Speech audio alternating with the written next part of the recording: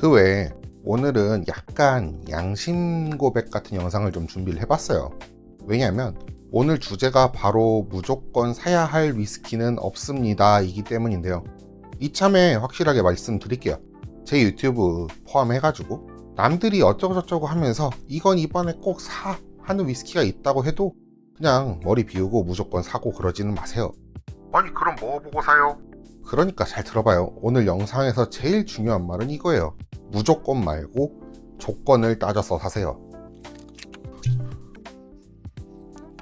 제가 지금 이렇게 이야기 드리는 바로 이 취미, 위스키. 그러니까 쉽게 말해 양주를 마시는 이런 취미가 분류적으로 보면 커피를 품종과 산지를 따져가면서 마시는 거랑 같은 그런 기호식품을 소비하는 취미거든요. 그러니까 우선은 위스키를 추천해주는 사람이랑 나랑 술을 좋아하는 방향이 같은가? 또 생각해봐야 할 문제입니다.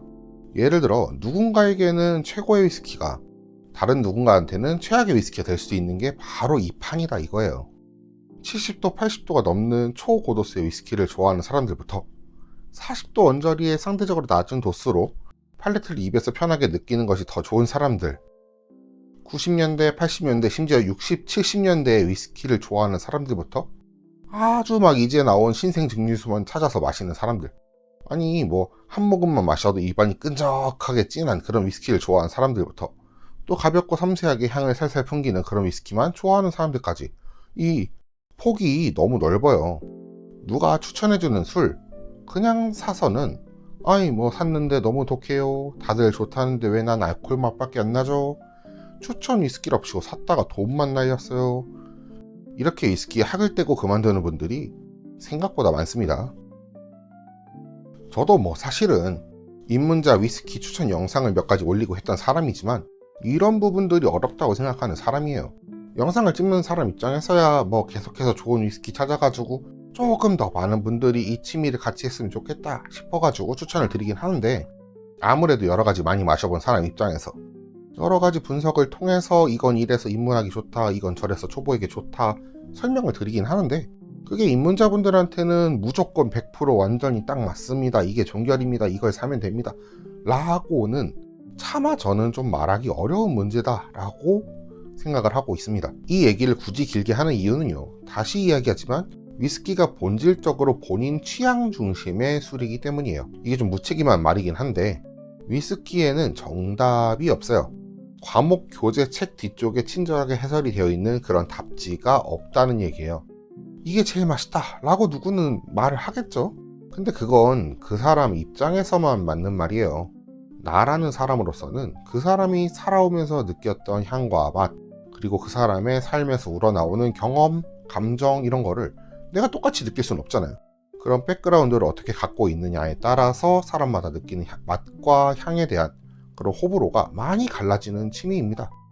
그리고 위스키는요, 이제 뭐 슬슬 여러분들도 아시겠지만 그래도 보통 어느 정도 이상 이게 좋습니다, 다른 위스키랑 구별이 잘 됩니다 라고 말을 하려면 결국은 못해도 몇만 원대, 기본적으로는 10만 원대 이상의 가격을 하거든요.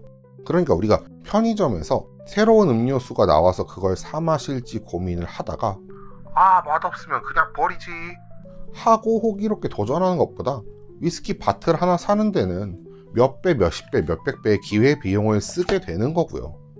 저는 이런 걸 파인다이닝에 가는 거랑 비슷하다고 표현을 합니다. 뭐 비싼 가격이니까 알아서 다 좋겠지 하고 갔는데 설명을 들어도 이해도 못하고 좋은지 나쁜지 구별을 못하면 그냥 예쁜 음식일 뿐이에요. 뭐 맛이야 어느 정도 좋겠지만 그 가격을 하고 있는지에 대해서는 물음표가 나올 겁니다. 하지만 그 재료를 어떻게 선정을 했고 어떻게 손질을 했으며 어떤 조리법을 사용했고 이 음식에 담긴 철학이나 스토리, 그러니까 맥락을 알고 나면 그 접시 하나에서 느껴지는 게 완전히 달라지죠. 저는 위스키 한 잔이 갖고 있는 원리와 이론, 그리고 수많은 스토리와 역사에 매료돼가지고 이렇게 취미 활동을 하고 있거든요. 그러고 보면 한 잔에 수십만 원 하는 위스키를 마시더라도 납득하는 경우도 실제로 많이 있습니다. 충분히 그 가치의 이유를 납득할 수 있어서 그런 건데요. 그렇기 때문에 제가 여러 가지 위스키를 리뷰를 하고 이런 유튜브도 찍고 뭐 그런 것도 여러분들한테도 그러한 위스키의 같이 좀 공유를 하고 싶어서 라는 이유가 가장 큽니다. 처음에 말씀드린 거 기억하시나요? 무조건 말고 조건을 따지고 구매를 하세요. 많은 분들이 저한테 위스키 이거 궁금한데 가격 괜찮아 보이는데 사면 되나요? 라고 물어보시는데 저는 그렇게 말씀드립니다. 궁금하신 비용과 본인이 생각하시는 위스키의 가치가 그 가격을 넘어간다면 사세요. 궁금 비용 생각하시면서 사세요. 그렇게 말씀드려요. 근데 이야기를 하다 보니까 신이 뽑는데 경력 있는 시민만 뽑겠다는 것처럼 말을 하게 되는데요. 아니 그럼 나 같은 초보자는 위스키 경험은 어디서 쌓으라는겨? 하시면 저도 몇 가지 추천드리는 입문 방법이 있는데요. 우선 첫 번째로는 역시 바에 가는 겁니다. 가능하면 몰트바 같은 데를 가보는 건데요. 보통 인터넷에 몰트바 또는 위스키바로 검색을 하시고 사진 같은 거에서도 위스키가 진짜 많다면, 리뷰에 위스키 관련된 이야기가 많다면 그런 데가 보통 위스키바, 몰트바라고 합니다. 그 외에도 그래도 못 찾겠다 라고 하시면 네이버에 위스키 관련된 카페라던가 카카오톡에서 위스키 톡방 같은 데를 들어가셔서 저 지금 어디 사는데 위스키 바 어디 좀 추천 좀 해주세요 이렇게 말하면 주변 분들이나 들어 계신 분들이 추천을 많이 해주실 거예요. 이게 10만원짜리 한 병을 다 끝까지 마시는 것도 좋긴 한데 2만원에 한 잔짜리 위스키 5잔을 마셔보는 게 저는 경험을 쌓아서 본인의 취향을 찾는 데는 그게 더 도움이 될 거라고 생각을 합니다. 보통 바 사장님이나 매니저분들도 그렇게 입문하려고 하시는 분들한테는 더 잘 설명을 해주시는 편이에요. 그리고 마셔본 것 중에서 마음에 드는 술이 있다면 그걸 이제 구매하시는 것도 좋은 방법이 될 거고요. 두 번째로는 주류 박람회나 파인스피리쇼 같은 박람회, 전시회, 시음회 이런 데를 가서 마셔보는 거예요. 수입사나 제조사에서 설명해 주는 것만큼 정확한 설명이 없겠죠. 저도 매년 꼭 한두 번씩은 경험치 쌓는다는 구실로 박람회 다녀오곤 합니다. 마지막으로는 가끔 보면 바이알 단위로 술을 파는 곳이 있어요. 데일리샷에도 있고 바 같은 데서도 바이알로 술을 판매하는 곳이 있습니다. 그런 데서 궁금한 바이알을 테이크아웃을 해가지고 10ml든 반잔이든 따라보면서 마셔보면서 분석해보는 것도 되게 좋은 경험이죠. 굳이 가이드라인을 드려보자면 역시 버번 캐스크, 쉐리 캐스크, 그리고 피트 위스키를 한 번씩 드셔보시는 걸 추천드립니다. 그 다음으로 버번 위스키를 드셔보시는 것도 추천을 드려요. 좋았던 점과 싫었던 점을 비교를 해서 찾다 보면 내가 이런 쪽을 좋아하는구나 라고 본인의 취향을 알게 되실 거예요. 그리고 아까 답지는 없다고 얘기를 했지만 다른 사람들의 프리 노트는 있어요. 다른 사람들이 이걸 어떻게 느꼈는지에 대한 테이스팅 노트를 검색해서 내가 느낀 거랑 비교를 해서 마셔보시면 더욱 이 한 잔을 알차게 드실 수 있을 거예요.